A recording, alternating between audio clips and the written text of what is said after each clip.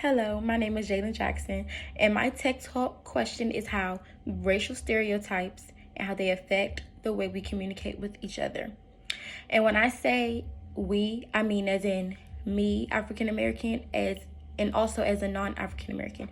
When I say we, I mean as we as everybody and how they communicate with African Americans, or how African Americans communicate with each other, and how they may be took a different way because that's how we communicate with each other. Okay, if African Americans had let prejudice and their skin color define them, they would not have gone on to construct their legacy. And I want to say that one more time. If African Americans had let their prejudice and the color of their skin define them, they would not have gone on to construct their legacy. And as an African American myself, I don't know what occurred in the past, but I can really say that the legacy will continue to grow. It will continue to be something that I tell my kids, that they tell their kids. It's just a legacy that will forever go on. Now I have a question. Does anyone ever feel like racism is still occurring? Well, let me be the first to tell you, or maybe not the first, but let me be one to tell you that indeed it still does. I am doing this to inform my audience how racial stereotypes affect the way we do communicate each other, because it does indeed affect how I communicate with my peers, how they communicate with me, and how they communicate with random people. So my first point is, African Americans are seen as naturally loud and ghetto. Now, since the time of African enslavement during the colonial era, stereotypes about African Americans and their culture have emerged within American society. Now, as an African American woman that can just be randomly walking across the street, randomly just talking out loud, we are seen as loud and ghetto due to the stereotypes and labels that have already been placed in our culture. So because these labels and these narratives have already been provoked on the African American community, that's what will be continued to be said. Like, in my opinion, racism is not anything that can just be learned. It is something that can be taught. Now, when I say that, racism is taught because due to the fact that the people that in the next generation that is now upcoming, they are not in school. They cannot really be around something like that, which is why racism is taught. It can be taught inside the school system, or it can be taught inside their household and how people communicate with each other. These stereotypes have been used against us for decades. And when I mean decades, before I was born, before my parents were born, decades. And the fact that I'm here and telling you about this now shows you how it still continues. It has become to the point where all of this is become normalized, and it shouldn't have been like that. Now, these prejudices are linked to the continuous racism and discrimination that African Americans in the United States endure. So that also goes along with my first point that I said. African Americans endure racism to this day because it is so normalized. It may not be as intense as it was back in the day, but it is still here, and it is not going anywhere, because racism is not only something that can be said or done. It's just how you make someone feel, how something may come. It is real. Over time, Black people have developed thick skin. Consider it a result of years, centuries, racial slurs, racial hatred, and all over racial stereotyping. So we are loud because we feel like we have to be loud. My next point.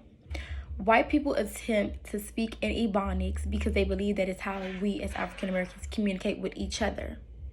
Associating Ebonics with criminality reinforces pre-existing conceptions and that have been developed through the media and then misrepresentations by government legislation. So the slang and the words that African Americans use is a representation of us understanding one another. So when we say certain things, as you know, it's just the slang that we use against each other. Is it a form of us communicating? It is hard to use these phrases nowadays because non-Black people feel like they can use these phrases against us, or also use these phrases to us or to their peers about us, and it's not fair because we have went through something. So this is us using these words and these phrases to each other because we understand. We may not have been around during that time, but we look the same, so we definitely understand. It can be very intimidating, and being an African American woman, or just being African American in general, it's very like you feel like you're being imitated because of the culture, and those who were oppressed against us, they denied the opportunity to talk in this way.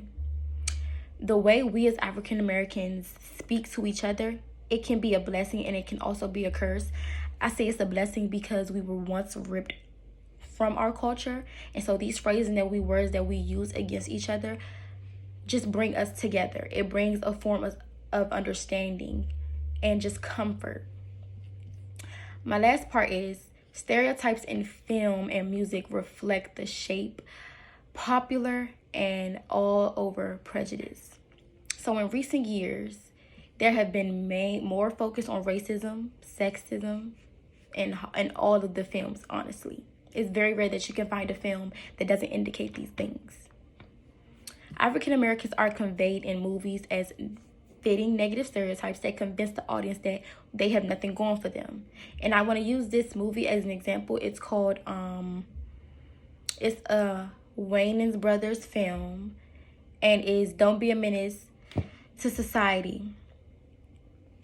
And so that film, it just all around showed and portrayed Black people as very negative, very just, like I said in my first point, not having anything going for themselves, when indeed they were trying to get out of that situation.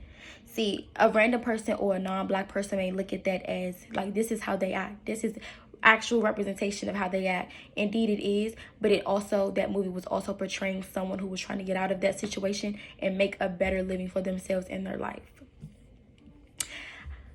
With the rise of jazz and blues in the 20th century, Black music became a source of energy and pride, yet racism still occurs in the music of Black people in general. Now, stereotypes are also very much so in music and the music we listen to. And back then, jazz was something, that brought Black people together. So the music throughout a movie or anything, it can be seen as stereotyping. Also, depicting Black people as such low down, good for nothing aids in the treatment of Black people today. That is something that is very common. We like to get on our own people. We like to throw down our own people, when indeed they need us more than ever. They need the support, they need the courage to keep going. A lot of people they don't have the courage or they don't have the faith because they are not motivated enough. To conclude all of this, I would like to briefly say that racial stereotypes and expectations can have an impact on how we communicate and comprehend with each other, whether it may be nonverbal or even verbal.